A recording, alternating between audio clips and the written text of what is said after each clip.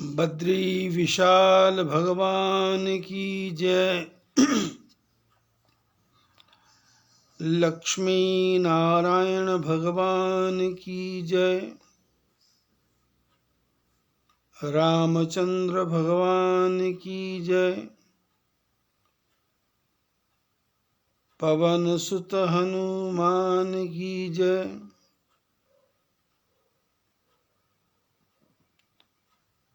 प्रभु कृपा एवं महापुरुषों के पवित्र आशीर्वाद से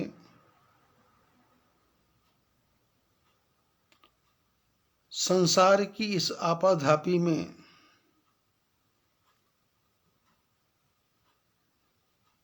भाग दौड़ में हम सब परमात्मा का स्मरण कर रहे हैं।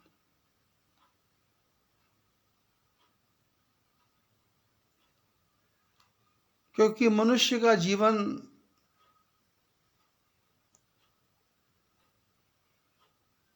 इसके बारे में लिखा है, जीवन एक वृक्ष है फानी। ये मनुष्य का जीवन एक वृक्ष है जो कभी भी टूट करके गिर सकता है, जड़ समेत उखड़ सकता है। और इस जीवन रूपी वृक्ष में पत्ते बचपन शाख जवानी, जैसे बचपन और जवानी मनुष्य में आती है, ऐसे ही पेड़ों पर पत्ते जो लगते हैं वो उनका बचपन है और उनकी शाखाएं जवानी हैं। कितने भी पत्ते आए, कितने भी शाखाएं आए, लेकिन उसके बाद है खुश्क बुढ़ापा, उसके बाद है खत्म कहानी।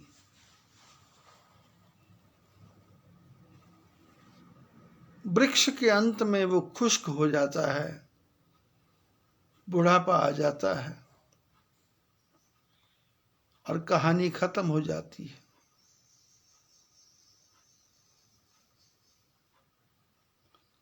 अब वृक्षों से हमको क्या ज्ञान लेना है? पत्तों से पत रख निर्धन की, शाखाओं से छाया। पत्तों से सीखना है कि जो संसार में निर्धन व्यक्ति हैं उनकी सहायता करना है, और शाखाओं से सीखना है कि उसके नीचे, वृक्ष के नीचे जो भी आके बैठे उसको छाया दे। पत्तों से पत रख निर्धन की, शाखाओं से छाया।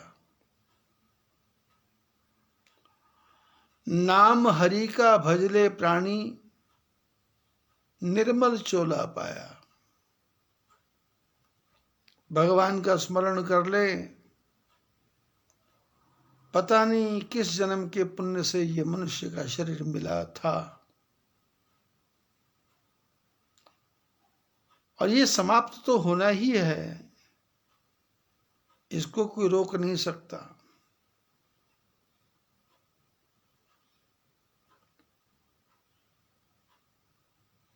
या दिन मन पंछी उड़ जाई हैं, ता दिन तेरे तन तरवर के सभी पात झर जई हैं।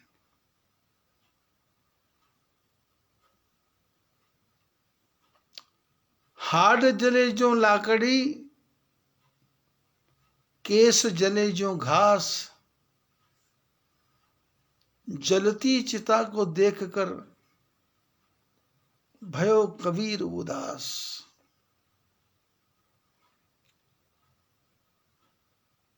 जिन हड्डियों के पोषण के लिए तरह तरह के कैल्शियम, प्रोटीन, ताकत की दवाएं खाई थी, वो हड्डियां लकड़ियों की तरह जल गई। और जिन केशों को जिंदगी भर संवारता रहा, धोता रहा, तरह तरह के साधन करता रहा, कभी काले कर, कभी पीले कर, शीशे के सामने बैठ के केशों को संवारता रहा, कभी उसको अलग शेप देता था कि बालों से मेरे चेहरे का गेटअप बहुत अच्छा लगेगा।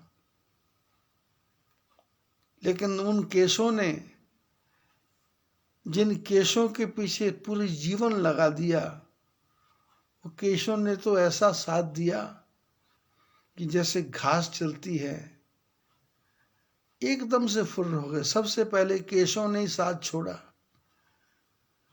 जबकि केशों के पीछे जिंदगी भर हम पड़े रहे। दाढ़ी बढ़ गई, ट्रिमिंग करवा लो, शेविंग करवा लो, सिर के केश टेढ़े मेढ़े हो गए, इसका अलग अलग स्टाइल बना लो। हाड जले जो लाकड़ी,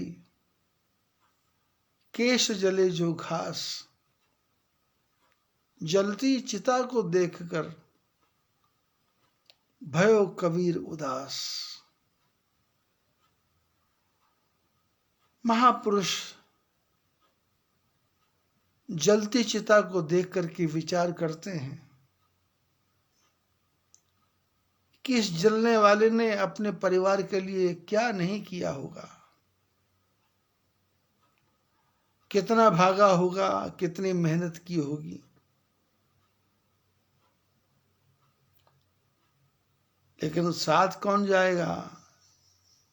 नेकी तेरे साथ चलेगी बाबा, साथ यही एक बात चलेगी बाबा। संग न जाए तेरे संगी साथी, और न चलेंगे तेरे संग ये बराती। साथ यही एक बात चलेगी बाबा, नेकी तेरे साथ चलेगी बाबा। ये मनुष्य का जन्म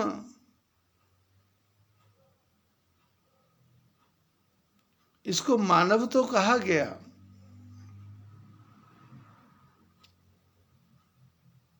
परमात्मा ने संसार की सृष्टि बनाई तो सबसे बाद में मनुष्य बनाया।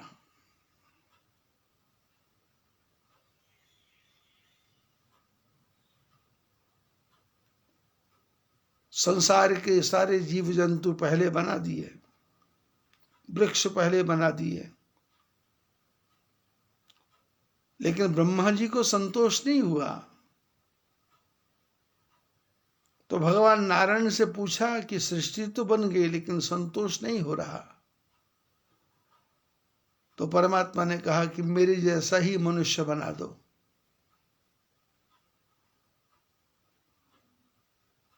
जैसा मैं हूं वैसे ही मनुष्य बना दो, जैसी लक्ष्मी है वैसी स्त्री बना दो। तो जब मनुष्य और स्त्री बनाई तो उस सर्वश्रेष्ठ कृति को देख करके ब्रह्मा जी बहुत प्रसन्न हुए कि ये तो साक्षात लक्ष्मी नारायण ही दिखाई दे रहे हैं। प्रणाम किया ब्रह्मा जी ने। मनुष्य ने भगवान से पूछा, आप मेरे को प्रणाम क्यों कर रहे हैं? बोले, मेरे को तुम्हारे के अंदर परमात्मा का दर्शन हो रहा है। जाओ संसार में जाकर के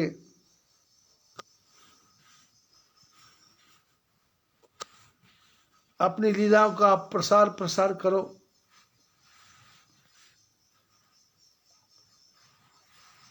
और संसार में जाकर के परमात्मा के नाम का स्मरण करो और जीवन में जो कुछ भी करना है उसको अच्छे ढंग से करना, सद्वृत्ति से करना, सद्विचारों से करना। लेकिन हुआ ये कि मनुष्य का शरीर पंच तत्व से बना था और पंच तत्वों के जितने भी गुण अवगुण थे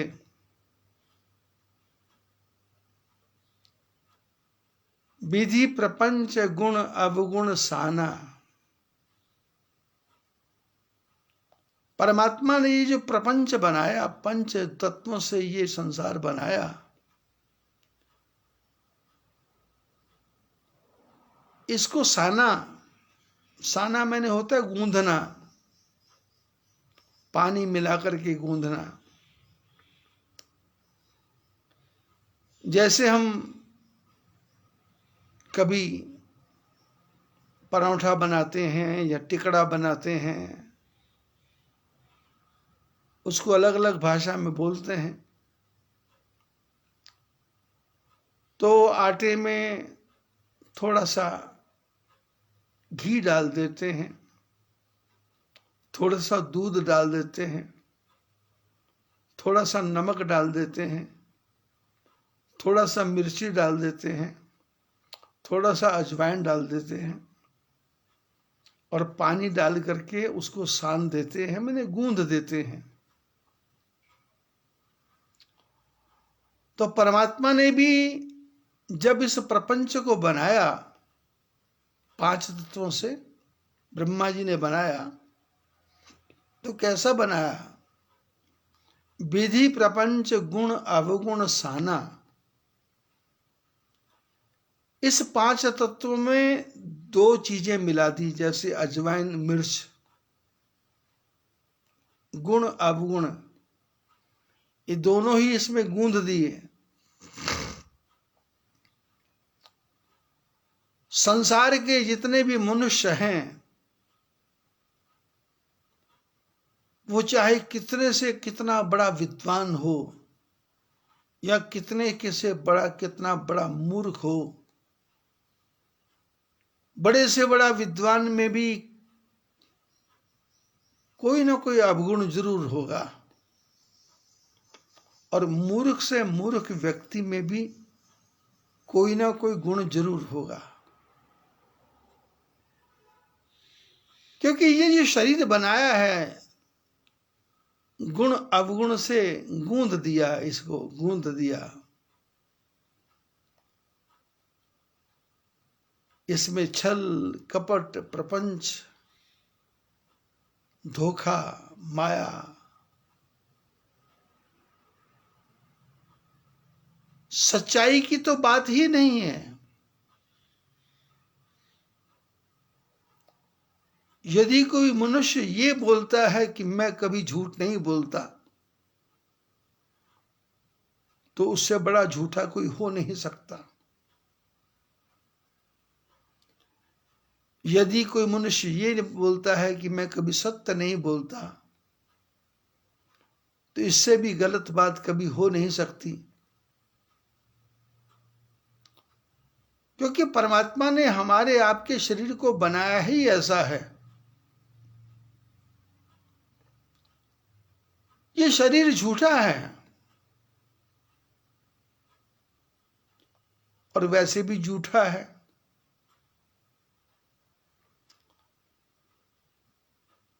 जैसे बचपन में कभी कभी बच्चे आपस में टॉफियां आ जाती हैं, एक भाई दूसरे भाई से कहता टॉफी दे दो, तो दूसरा भाई उस टॉफी को मुंह में डाल के कहता ये झूठी हो गई, अब तू नहीं खा सकता।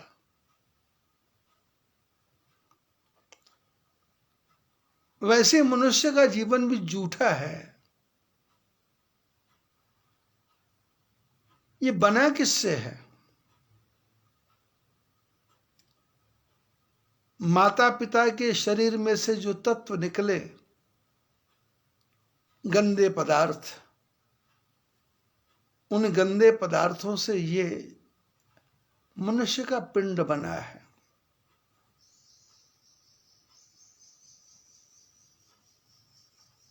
शरीर में पसीना आ रहा है, 4 दिन ना नहाए शरीर में खुजली हो जाती है, नाखून को ना काटे तो नाखून बढ़ जाते हैं, केशों को ना काटे तो केश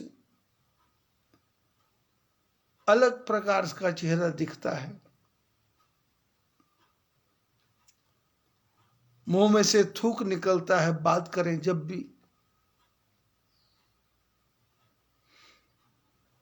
छींक आती है, नीचे से हवा निकल जाती है गंदी,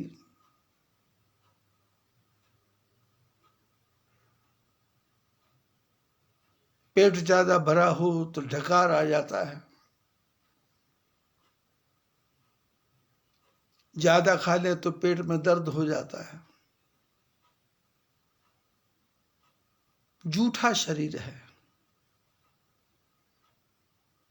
माता पिता के मन में जो विषय की पाप की भावना आई, उस पाप से हम पैदा हुए। अब पाप से पैदा हुए और कामना पुण्य की है, लेकिन पुण्य करने के बाद भी मन में पाप आ जाता है। मैंने पुण्य किया, इस बात का अहंकार,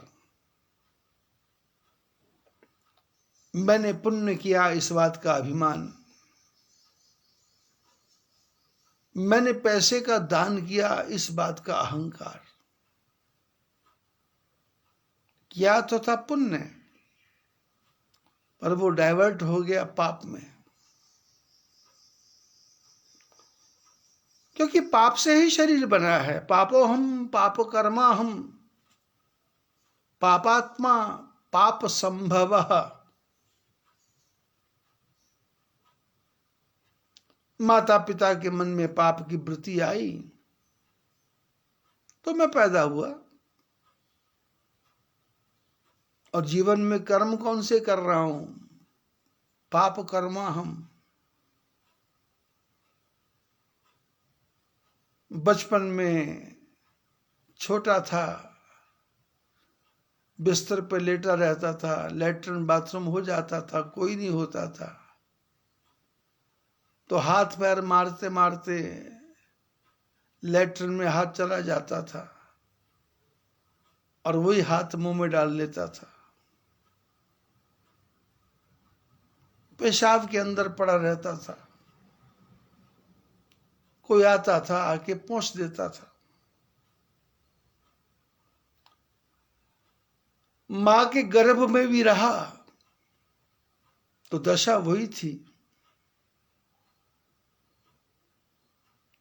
इतनी मोटी चमड़ी के अंदर इतना कोमल जीव कैसे रहता होगा? किसी कैदी को भी इतनी सजा नहीं मिलती कि 9-9 महीने तक उल्टा लटकना पड़े और हाथ जोड़े बैठा है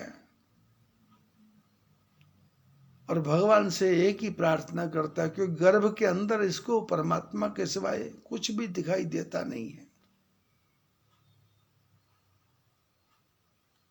तेरा राम जी करेंगे बेड़ा पार, उदासी मन काहे को डरे।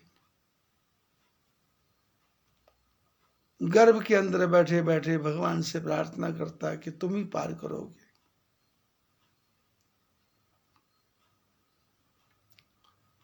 इतनी सजा तो कैदी को भी नहीं मिलती।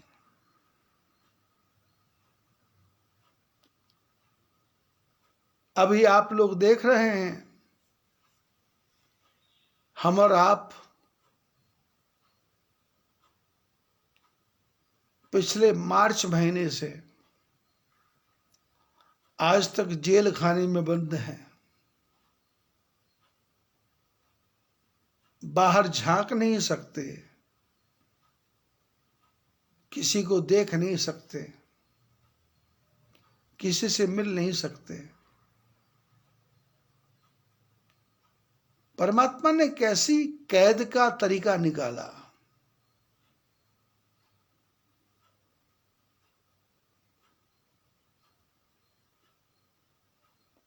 घर के बाहर ताला किसी ने लगाया नहीं,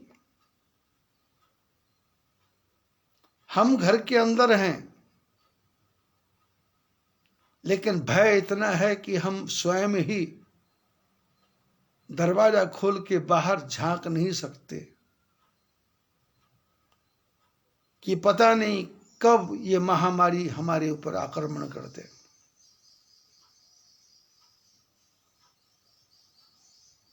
नौ महीने मां के गर्भ में जेल में रहे,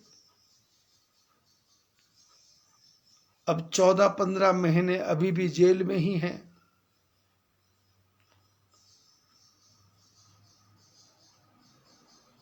और छूटने का कोई तरीका भी नहीं है।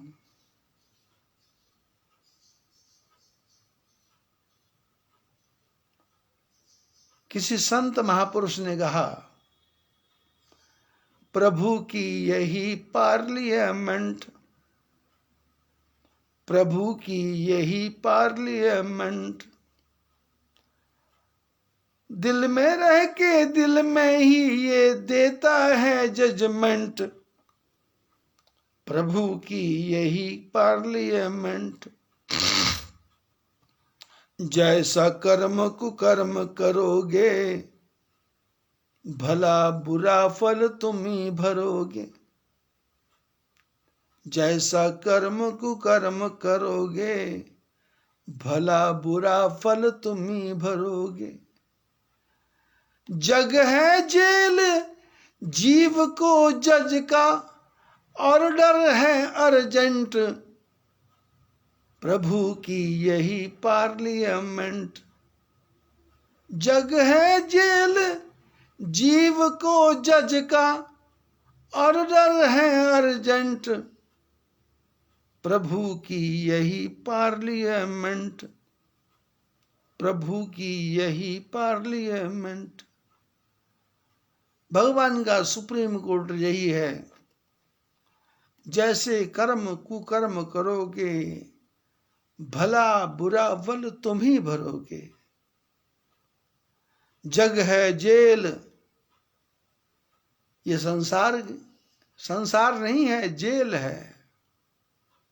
जग है जेल, जीव को जज का ऑर्डर है अर्जेंट। और भगवान का एकदम सख्त ऑर्डर है, तुरंत ऑर्डर है कि जाओ संसार रूपी जेल में जाके फंस जाओ। पुत्र, मित्र, भाई, बंधु, कुटुंब, कबीला, इनके मोह जाल में जाके फंस जाओ। इन सब को पार पाना है तो तरीका एक ही है,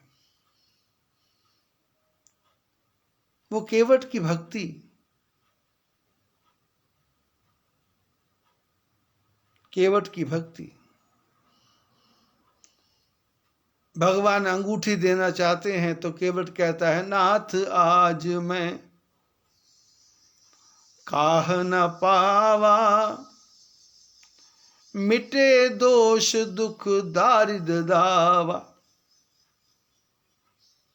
केवट ने कहा, क्या नहीं पा लिया? बहुत कीन प्रभु लखन सिय, नहीं कछु केवट ले। विदा कीन करुणा यतन, भगति बिमल वर देई। सीता जी ने, लक्ष्मण जी ने, राम जी ने बहुत कहा, मुद्रिका ले लो ले लो ले लो, केवट ने नहीं लिया। और परमात्मा की कृपा ऐसी है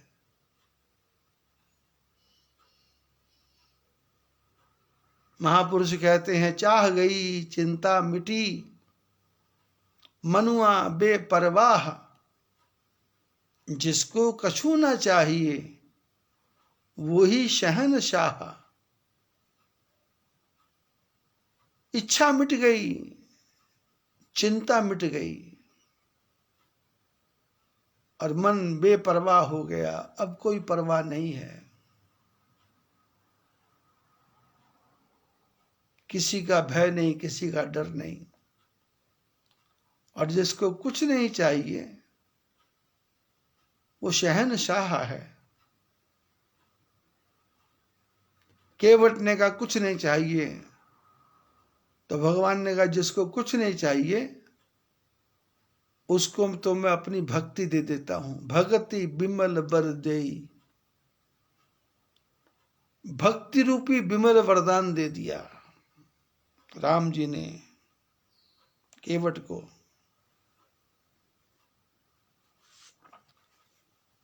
और गंगा के किनारे पहुंचकर तब मज्जन करी रघुकुल नाथा, पूजी पार्थिव नायो माथा। गंगा के पार आकर के राम लक्ष्मण जानकी जी ने गंगा जी में स्नान किया और शंकर भगवान के शिवलिंग की पूजा की और उनको प्रणाम किया।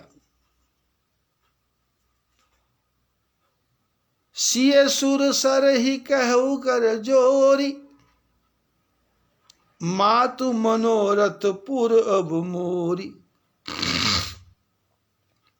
सीता जी ने भी मां गंगा से प्रार्थना की हाथ जोड़ करके कि माता जी कृपा करना, मेरी इच्छा को पूर्ण करना। गंगा मां ने पूछा तुम्हारी इच्छा क्या है?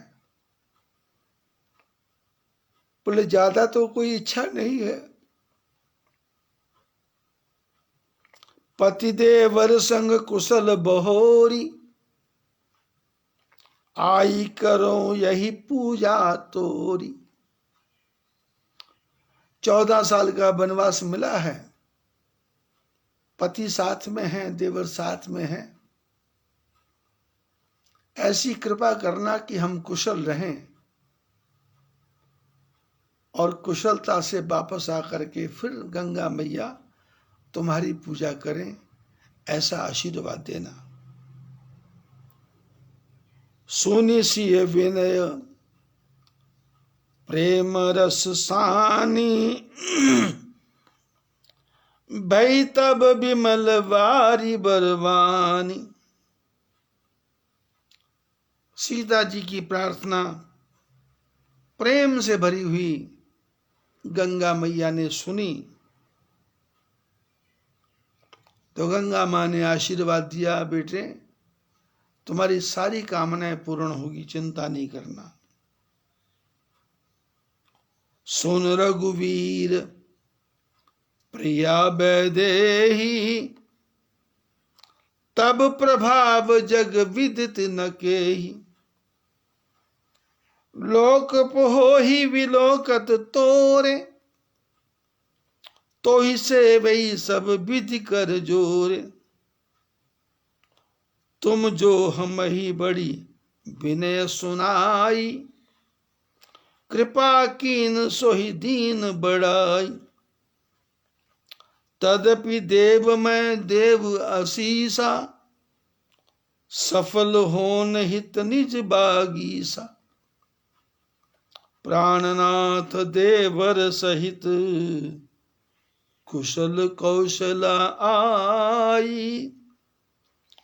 पूजे ही सब मन कामना, सुजस रहे जग छाई। सीता जी ने प्रार्थना की तो मां गंगा के अंदर से आवाज आई, ऐ राम लक्ष्मण जानकी, आपको कौन नहीं जानता, आपके दर्शन करने से सारे संसार के लोग जो हैं भवसागर को पार कर जाते हैं और आपकी सेवा करने से सबको सिद्धि प्राप्त हो जाती है। लेकिन फिर भी गंगा नदी के किनारे पर आकर के आपने जो प्रार्थना की है, ये मेरे ऊपर कृपा की है जो मेरी बड़ाई की। वैसे मैं आशीर्वाद देने के लायक तो नहीं हूं, पर मेरे को पैदा नारायण ने किया है, फिर भी मैं आशीर्वाद देती हूं। वो आशीर्वाद इसलिए देती हूं कि इसी बहाने मेरी वाणी भी पवित्र हो जाएगी। वैसे मैं आशीर्वाद देने के लायक नहीं हूं, प्रभु ने मेरे को पैदा किया, आपने प्रार्थना की, बड़ाई की, अब मेरी वाणी पवित्र हो जाए इसलिए मैं आशीर्वाद देती हूं। क्या आशीर्वाद? सीता, तुम अपने पति राम के साथ और देवर के साथ कुशलता पूर्वक अयोध्या पहुंच जाओगी और तुम्हारी सारी मनोकामनाएं पूर्ण होगी और संसार में तुम्हारा यश फैलता ही रहेगा, फैलता ही जाएगा, फैलता ही जाएगा। गंगा वचन सुनी मंगल मूला, मुदित सिय सुर सरी अनुकूला। तब प्रभु गुहहि कहु घर जाहू, सुनत सुख मुख भाउर दाहू। गंगा जी के मंगलमयी वचनों को राम लक्ष्मण जानकी जी ने सुना और सीता जी प्रसन्न हो गई कि माता गंगा हमारे अनुकूल है।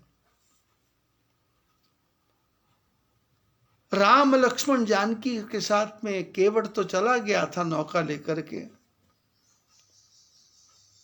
पर गुह निषाद राज साथ में ही थे। भगवान ने कहा, निषाद राज अब आप भी वापस जाओ। इतना सुनते ही निषाद राज का चेहरा सूख गया।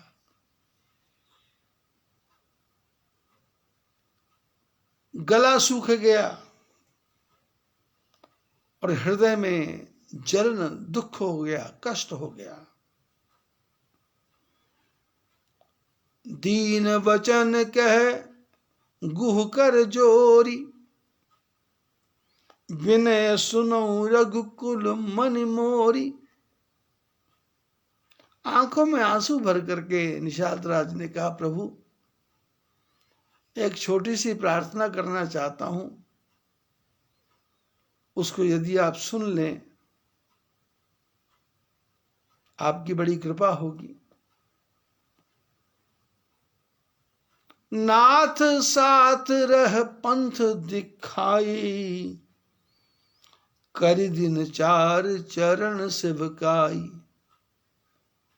बोले आप जंगल में पहली बार आए हैं और जंगल के रास्तों का आपको पता नहीं है। मैं जंगलों में घूमने वाला आदमी, आपको जंगल में रास्ता दिखाता जाऊंगा और 4 दिन तक मैं आपके चरणों की सेवा करूंगा। मेरे मन को भी शांति प्राप्त हो जाएगी। कृपा करो, मेरे को वापस जाने को मत बोलो। और यही बन जाई रहव रघुराई, परम परण कुटी में करब सुहाई। जंगल में आप यहां भी जाकर के रहोगे, मैं पत्तों की कुटिया बनाना बहुत अच्छे प्रकार से जानता हूं। आपके लिए पत्तों की कुटिया बना दूंगा। तब मोहि कह जस देव रजाई, सोई करे हों रघुवीर दुहाई। थोड़े दिन सेवा करूंगा, कुटिया बना के दूंगा, आपके रहने की व्यवस्था करूंगा, और उसके बाद आप मेरे को जो भी आज्ञा करेंगे मैं आपकी आज्ञा शिरोधार्य करूंगा। सहज स्नेह राम लखितासु, संग लीन गुह हृदय हुलास।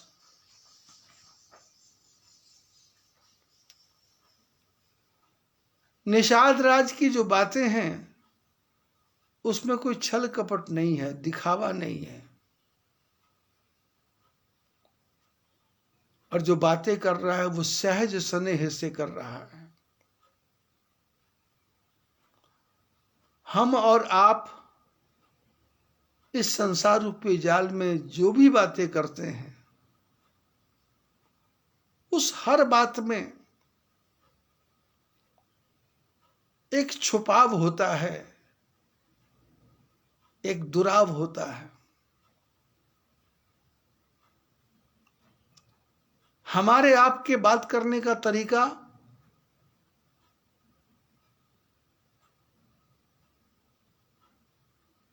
कि मैं दूसरे को कैसे खुश कर सकूं, मन में इच्छा नहीं है पर झूठी ही बड़ाई कर रहा है। मन में पता है कि सामने वाला बहुत ज्यादा बदमाश है, पर ये कहता है आपके जैसा तो पुण्य आत्मा हो ही नहीं सकता।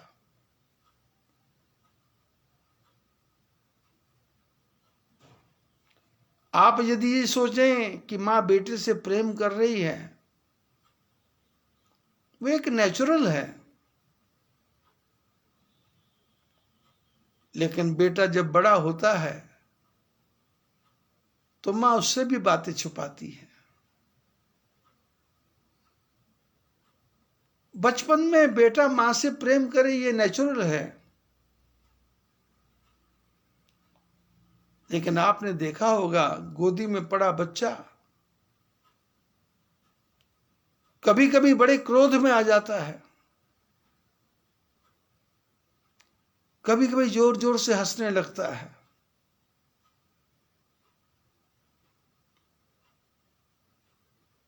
और कभी कभी मां को लात हाथ मारने लगता है, क्योंकि जन्म जन्म से आदतें बिगड़ी हुई हैं। मन में प्रेम तो है ही नहीं, प्रेम है तो उसके पीछे स्वार्थ है, मेरे को क्या मिलेगा। आप लोगों ने देखा होगा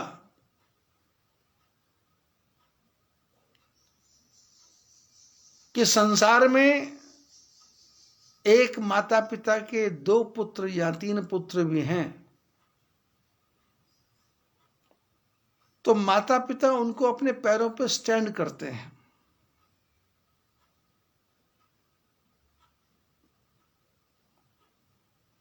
और आजकल तो पढ़ाई का इतना जोर है कि माँ बाप गांव में रहते हैं, बेटा बेंगलोर में है, दूसरा गुड़गांव में है, तीसरा सिक्किम में है, लड़की पूना में है।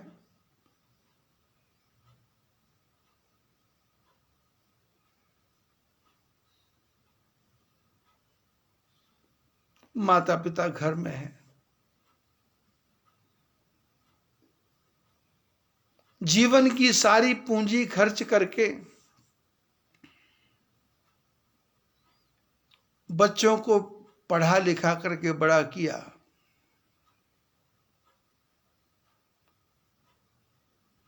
और बुढ़ापे में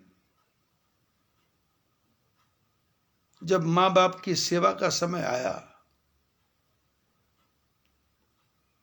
तो बच्चों ने कह दिया हमने फ्लैट पूना में ले लिया, गुड़गांव में ले लिया,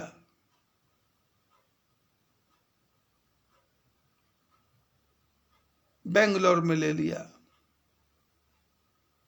या सिंगापुर में ले लिया।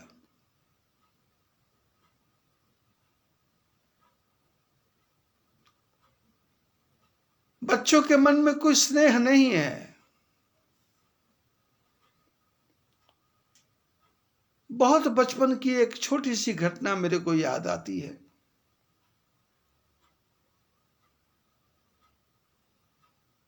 मैं हरिद्वार से बॉम्बे जा रहा था, कथा करने के लिए सायन में।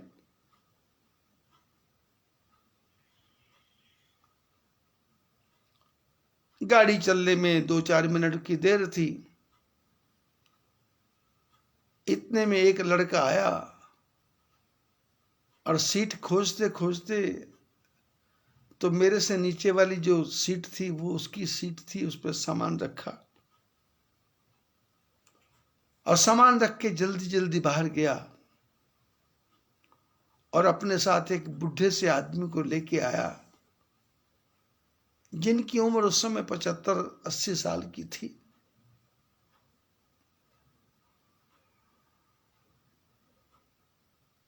हाथ पकड़ के ला रहा है, बूढ़े बाबा को सांस चढ़ी हुई है, सीट तक पहुंचाया। पानी पीने के लिए जो भी लोटा था, जो भी समय की व्यवस्था थी, वो दे दिया। सामान नीचे रख दिया, बता दिया और पास पड़ोस की सीट वालों को बोलने लगा कि मेरे पिताजी हैं, बड़ौदा तक जाएंगे, तो आप ध्यान रखना, इनकी रिजर्वेशन है और मैं इनको चढ़ाने आया हूं। मैं यहीं हरिद्वार में रहता हूं। मेरा छोटा भाई बड़ौदा में रहता है।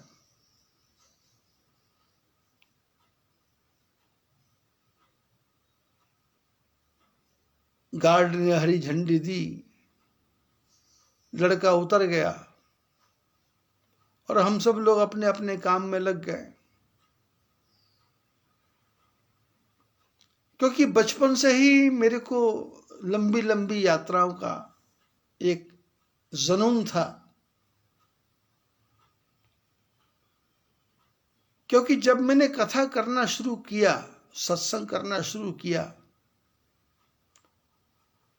तो उस समय मेरे मन में विचार था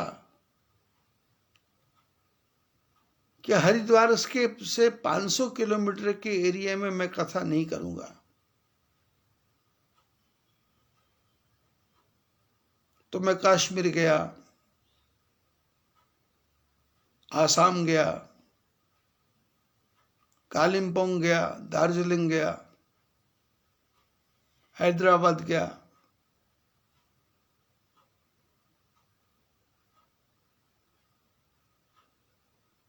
विशाखापट्टनम गया।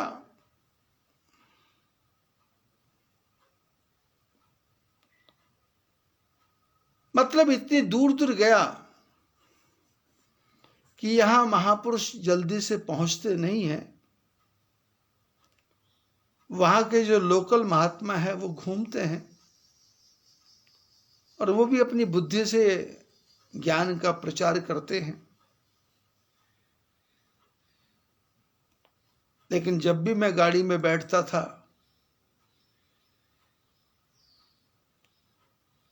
तो मेरे पास पुस्तकें होती थी, तो रास्ते भर पुस्तक पढ़ते जाना।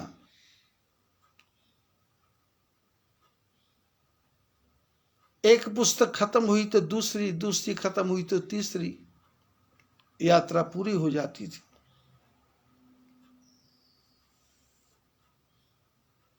अब नीचे जो यात्री सीटों पर बैठे हुए थे वो आपस में यात्रा चल पड़ी, गाड़ी चल पड़ी। तो एक नेचुरल बात है, लोग आपस में बात करते हैं। तो किसी ने उस बुढ़े से भी बात की, बाबा जी कहाँ? तो बाबा जी की सांस थोड़ा ठीक हो चुकी थी, पानी वानी पी लिया था, सीट पे लेटे हुए थे, उठ के बैठ गए। बोले मेरे 4 बेटे हैं, एक बड़ौदा में है, एक हरिद्वार में है,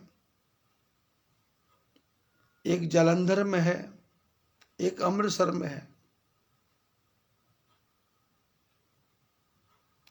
अब उस समय अलग अलग शहरों में नाम के नाम बताए होंगे, लेकिन इस समय ध्यान नहीं है क्योंकि 30-35 साल पुरानी बात है।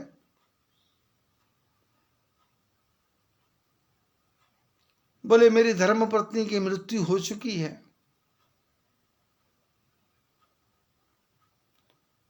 और मैंने जीवन भर काम किया, मेरे को पेंशन वगैरह कुछ नहीं मिलती।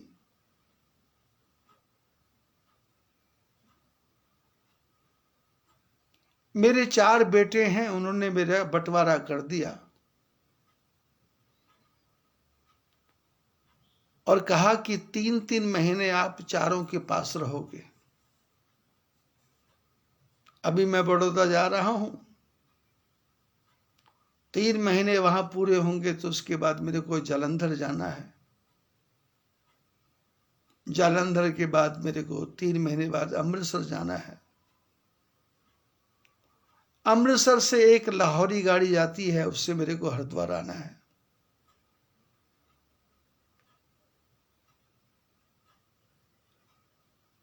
चारों बेटों को मैंने कोठियां बना के दी, अपना पूरा जीवन सड़क पर चने भी बेचे, लोगों की दुकानों में काम भी किया। जिस दुकान पे काम किया मालिक के डंडे भी खाए, गालियां भी खाई, और उसके बाद कपड़े का व्यापार मैंने अमृतसर में किया।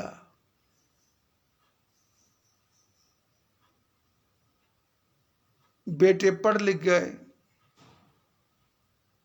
और चारों के चारों बेटे बैंक में हैं, अच्छी अच्छी पोस्ट पे हैं।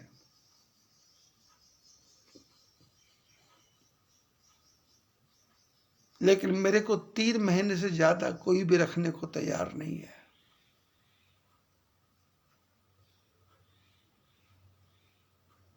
जब 3 महीने पूरे होते हैं तो 2-3 दिन पहले ही टिकट आ जाती है और बहू बोलने लग जाती है, पिताजी आपकी बहुत याद आएगी। पर मैं जानता हूं ये भेजने की तैयारी कर रही है, पर मैं पोतों को देख करके सोचता हूं, विचार करता हूं कैसे जाऊं।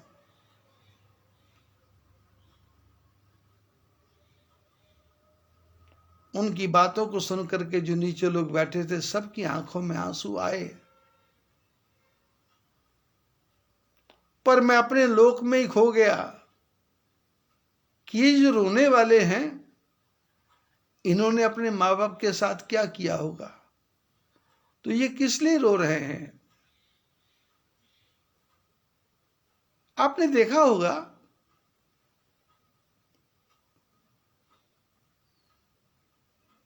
संसार में एक व्यवहारिक बात है कि माँ बाप सरकारी नौकर हैं, 58 साल की उम्र तक, 60 साल की, 62 साल की उम्र तक पेंशन मिलती है। उसके पहले 3 बेटे हों, 3 अपने पैरों पर स्टैंड हो गए हों, तो आपने देखा होगा सब बेटे माँ बाप को छोड़ करके अपनी अपनी जगह चले जाते हैं। और एक छोटी सी बात पर आपने ध्यान नहीं दिया, मैं बता रहा हूं आपको, अब ध्यान आ जाएगा आपको, कि जब पिताजी या माताजी के पेंशन लेने का समय आता है और पेंशन के साथ माता पिता को जो सरकारी फंड है वो मिलने का समय आता है,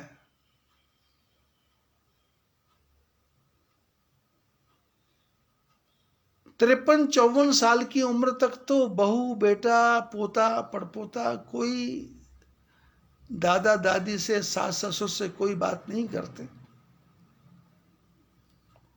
लेकिन जब उनको पता लगता है कि अब अच्छा माल मिलने वाला है, 25 लाख पिताजी को मिल जाएगा, 20 लाख माताजी को मिल जाएगा और पेंशन भी मिलती रहेगी, तो 53 साल की उम्र में, 54 साल की उम्र में छोटी बहू का फोन आता है। अपने पति को बोलती है, फोन मिलाओ, पप्पा से कभी बात तो कर लिया करो। बेटे का फोन आता है। पिता पत्नी को बोलता है, तेरे बेटे का फोन है, ले बात कर ले।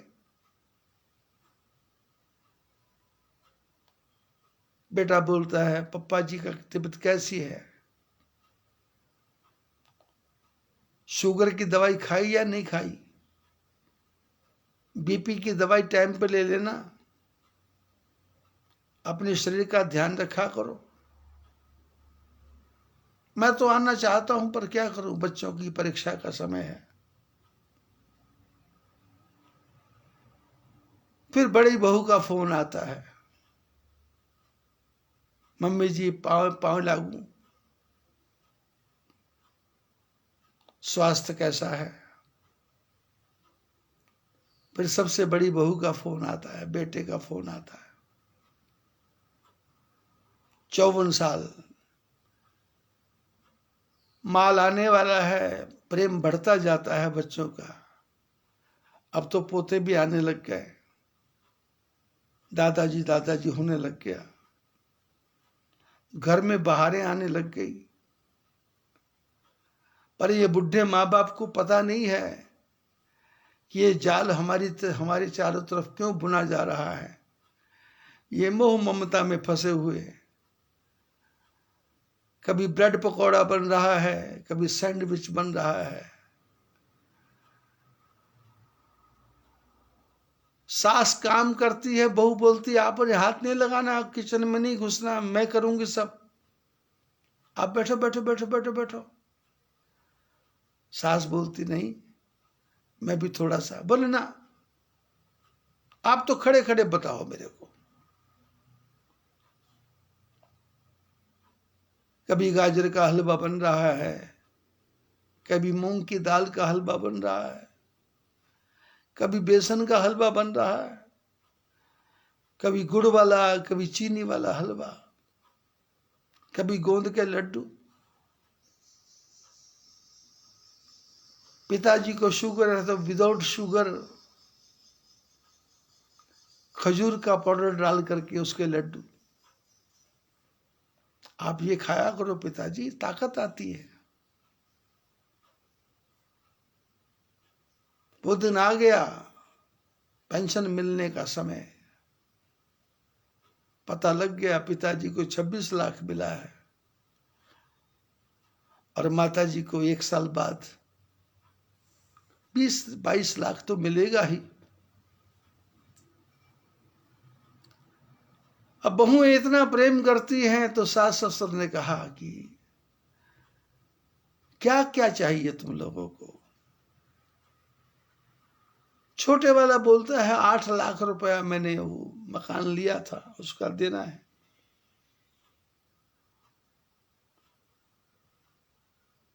उसके बड़े वाला बोलता था कि कार की किस्तें भरनी है, पुरानी गाड़ी हो गई। बड़े वाला बोलता है बेटा मेडिकल में है, 9 लाख रुपया उसकी फीस लगेगी।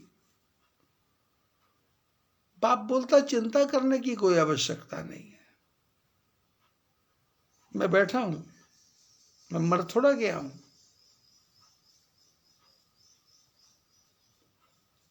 पैसा आते ही बट गया। बड़े पोते ने कहा मैं तो पल्सर मोटरसाइकिल लूंगा, ले ले। छोटी बहू ने कहा खाली हाथ मेरे अच्छे लगते नहीं, सोने की चूड़ियां बेटे ले लो।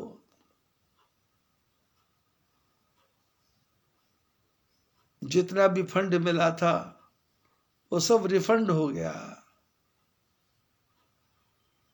पर बेटा बहू ने, पोतों ने घर नहीं छोड़ा, क्योंकि मां का माल आना बाकी है।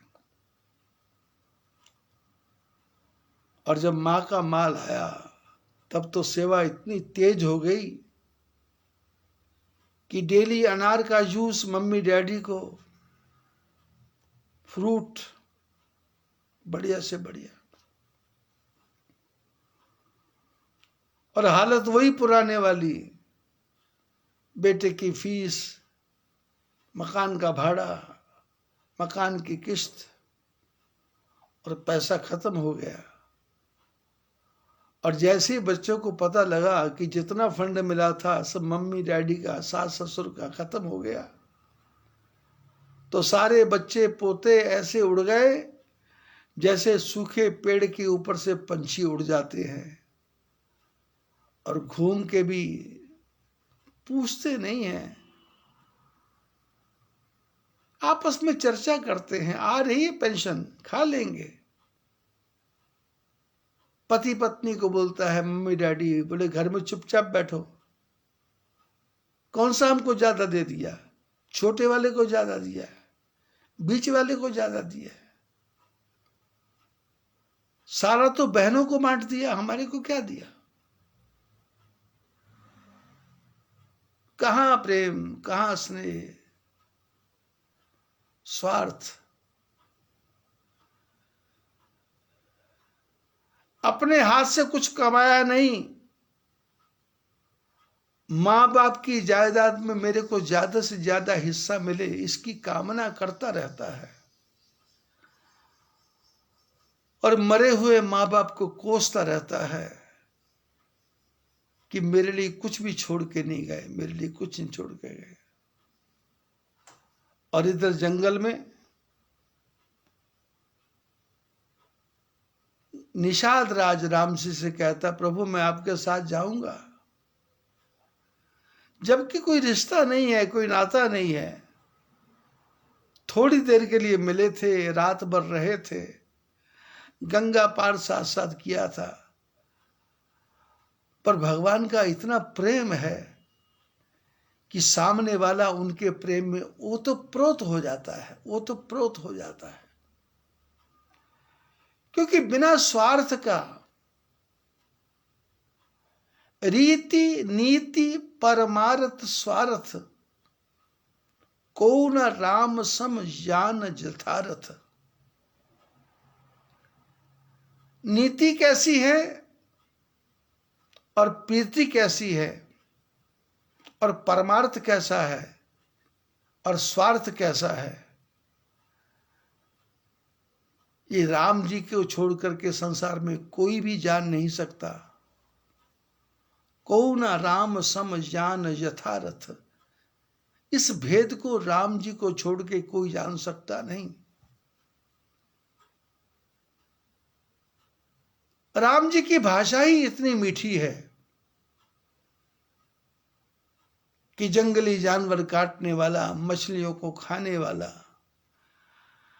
डाकू बन के लोगों को लूटने वाला ये निषाद राज राम जी के प्रेम में इतना दीवाना हो गया, और वो गंगा के किनारे बैठा केवट भगवान के चरणों को धोने के लिए आतुर हो गया, व्याकुल हो गया, और चरणों को भी इतने प्यार से धोया कि अपनी शर्तों पे नचा रहा है, और भगवान भी शर्तों पे नाच रहे हैं, जैसा घुमाना चाहते घुमा लो।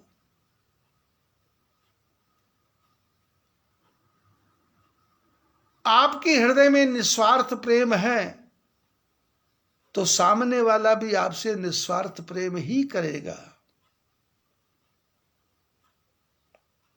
और स्नेह कैसा, सहज स्नेह, छल कपट नहीं, दिखावा नहीं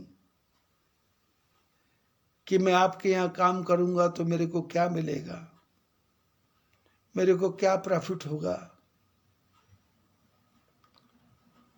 मेरे को आपके राज्य में नौकरी मिलेगी ना मिलेगी ना। सहज स्नेह राम लखितासु, संग लीन गुह हृदय हुलास। राम जी ने निषाद राज का सहज प्रेम देखा और साथ में ले लिया, और जब साथ चलने को कहा तो निषाद राज के हृदय में एक प्रकार से उमंग आ गई, आनंद आ गया कि जैसे मेरे भाग्य के द्वार खुल गए हों, कि मेरे को परमात्मा की सेवा करने का मौका मिलेगा। पुनि गुह ज्ञाति बोल सब लीने, करि परितोष विदा तब कीने। उसके बाद में निषाद राज ने अपने समाज के लोगों को बुलाया और बोला कि आप लोग जाओ और मैं राम जी की सेवा करके थोड़े दिनों के बाद में आ जाऊंगा। तब गणपति शिव सुमरी प्रभु, नाई सुर सरी माथ। सखा अनुज सिय सहित बन, गवन कीन रघुनाथ। आज से राम जी का वनवास प्रारंभ हुआ, क्योंकि आज तक तो गंगा नदी के पार अयोध्या का राज्य था। गंगा के पार अयोध्या का राज्य खत्म हो गया।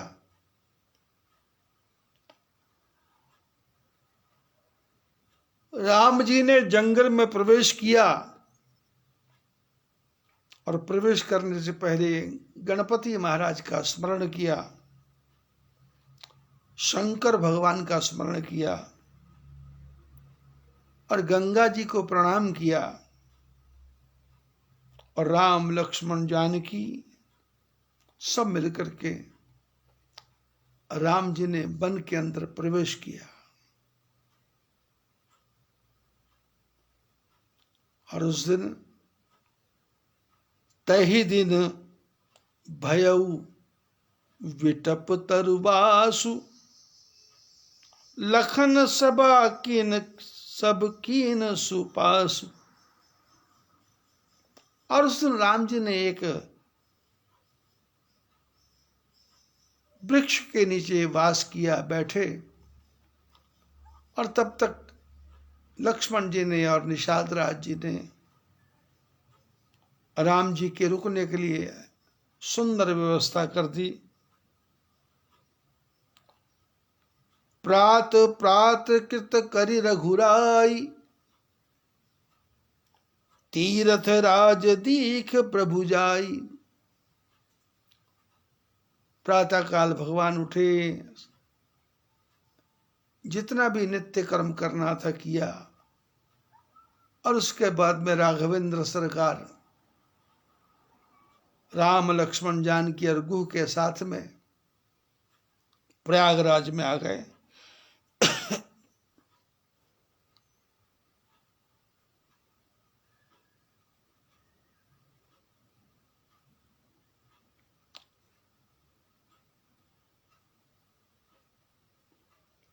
और वह आकर के ऋषि मुनियों को प्रणाम किया और प्रयागराज की महिमा का आपस में वर्णन करते हैं। प्रयागराज की क्या महिमा है, इसकी चर्चा फिर करेंगे। सभी को आशीर्वाद। जय बद्री विशाल।